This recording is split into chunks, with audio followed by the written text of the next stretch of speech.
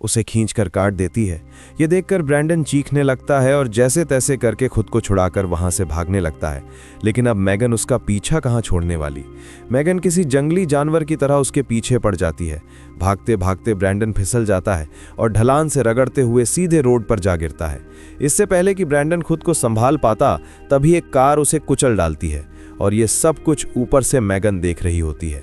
इसके बाद पुलिस सभी से ब्रैंडन की मौत के बारे में पूछताछ करती है, पर पुलिस को कोई क्लू नहीं मिलता, जिस वजह से पुलिस को लगता है कि ब्रैंडन की मौत एक एक्सीडेंट था। दूसरी तरफ मैगन कार में छुपकर खिड़की से केडी और जेमा को देखती है। घर पहुंचते ही जेमा केडी से पूछती है कि जंगल में जो कुछ हुआ उसके बारे में तुम्हें कुछ पता है। केडी उसे बताती है कि हमने जहां पर मैगन को रखा था वहां से ब्रैंडन मैगन को उठाकर जंगल की तरफ ले गया। इसके बाद क्या हुआ मुझे कुछ नहीं पता। वो जेमा को ये बात नहीं बताती कि मैगन खुद जंगल में आई थी। तभी दरवाजे पर नॉक होता है। जब ये लोग दरवाजा खोलते हैं तो दरवाजे पर पुलिस वाला था। पुलिस वाला पड़ोसी के गुम हुए कुत्ते के बारे में पूछताछ करने के लिए आया था। जेमा उसे बताती है कि मुझे पड़ोसी के कुत्ते के बारे में कोई खबर नहीं है। तभी पीछे से पड़ोसी चिल्लाकर जेमा पर इल्जाम लगाती है। वो कहती है कि इसी ने मेरे कुत्ते को गायब किया है।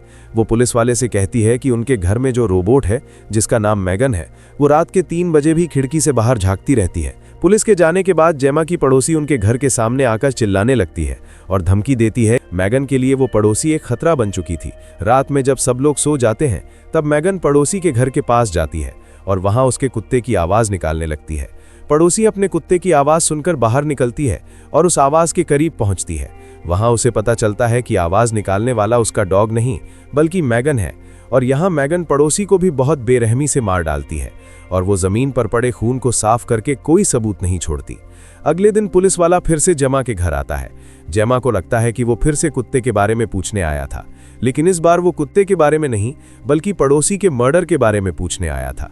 अब पुलिस वाले जेमा पर शक करने लगे थे। जेमा भी कंफ्यूज हो जाती है कि पहले स्कूल में वो लड़का जिसने मैगन को जंगल में ले गया था वो मारा गया और अब अचानक पड़ोसी की मौत हो गई। ये सब देखते हुए जेमा को मैगन पर शक होने लगता है।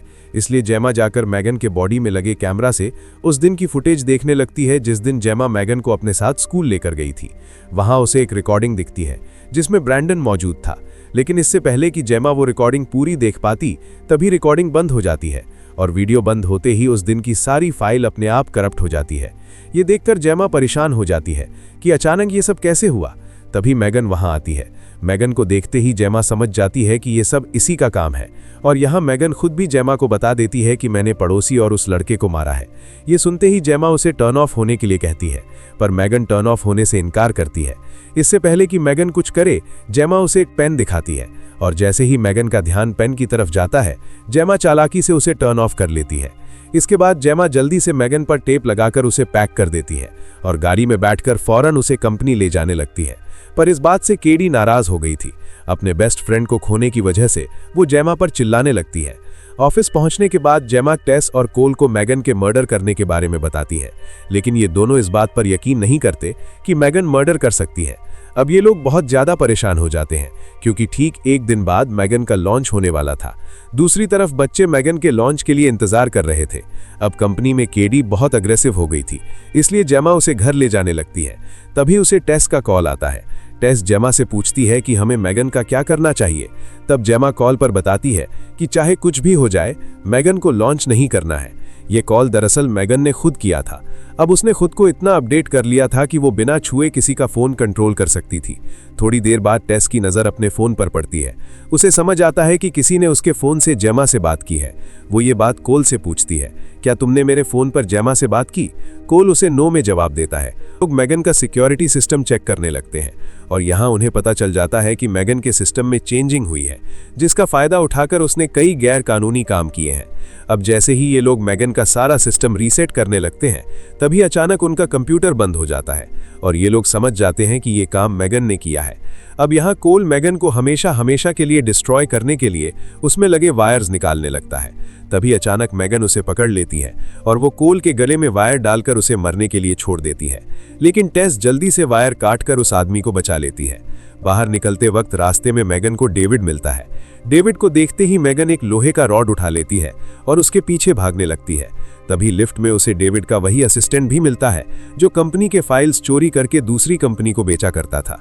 अब यहाँ पहले मैगन डेविड को मारती है और फिर वो असिस्टेंट को भी बहुत ही बेरहमी से मार डालती है। इसके बाद वो कंपनी से बाहर निकल आती है, जहां बाहर खड़ी एक बहुत ही लग्जूरियस कार को वो हैक कर लेती है और उसमें बैठकर जेमा से अपना हिसाब पूरा करने निकल जाती है। दूसरी तरफ जेमा केडी को सुलाकर अपने रूम में जा ही रही होती है कि तभी उसे पियानो बजने की आवाजें सुनाई देती हैं। जब वो पियानो के पास जाकर देखती है तो डर के मारे उसकी सांसें गले में ही अटक जाती हैं, क्योंकि वो पियानो कोई और नहीं बल्कि मैगन बजा रही थी। मैगन जेमा से कहती है कि तुमने मुझे बनाने में दिन रात मेहनत की और आज तुम मुझे बंद करने जा रही हो। जेमा मैगन से कहती है कि मैं तुम्हें बंद नहीं करना चाहती थी, पर तुमने मुझे ऐसा करने पर मजबूर कर दिया क्योंकि तुम अब एक खूनी बन चुकी हो। मैगन कहती है कि मैंने ये सब कुछ केडी को बचाने के लिए किया, और यहाँ बातों ही बातों में जेमा उसे फिर से वही पिन दिखाकर बंद करने की कोशिश करती है। लेकिन इस बार मैगन उसके जाल में नहीं फंसती और वो जेमा को गले से पकड़कर टेबल पर पटकती है। अब यहाँ जेमा अपनी जान बचाने के लिए पास पड़े पानी के ग्लास से मैगन के सिर पर वार करती है, जिससे मैगन के पूरे बॉडी में शॉर्ट सर्किट होने लगता है और मैगन एक बहुत ही अजीब से डरावने अंदाज में जेमा का पीछा करने लगती है।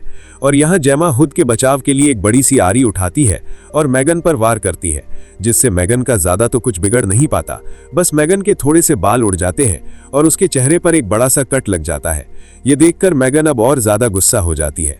अब मैगन बहुत ही ज्यादा डरावनी और खूंखार दिखने लगती है और वो धीरे धीरे जेमा की तरफ बढ़ने लगती है। जेमा की चीखने की आवाज सुनकर केडी भी वहां पहुंच जाती है और वो भी मैगन का डरावना रूप देख लेती है। मैगन उसे जेमा के खिलाफ भड़काने की कोशिश करती है कि हमें मिलकर जेमा को मार देना चाहिए, लेकिन केडी अब समझ चुकी थी, वो मैगन की बातों में नहीं आती।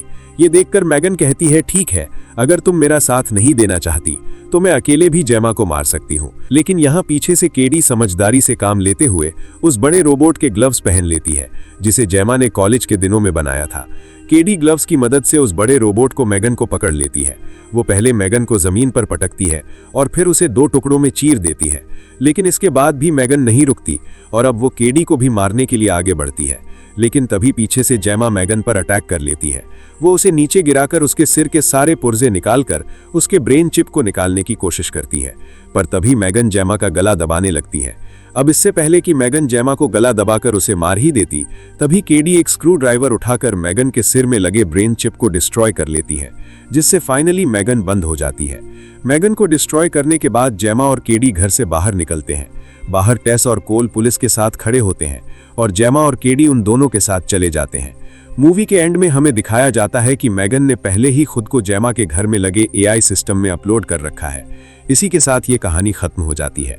अगर आपको ये वीडियो अच्छी लगी हो तो हमारे चैनल को सब्सक्राइब और वीडियो को लाइक जरूर कीजिएगा। और अगर आपको इस मूवी का सेकंड पार्ट देखना है तो कमेंट में पार्ट 2 लिखें।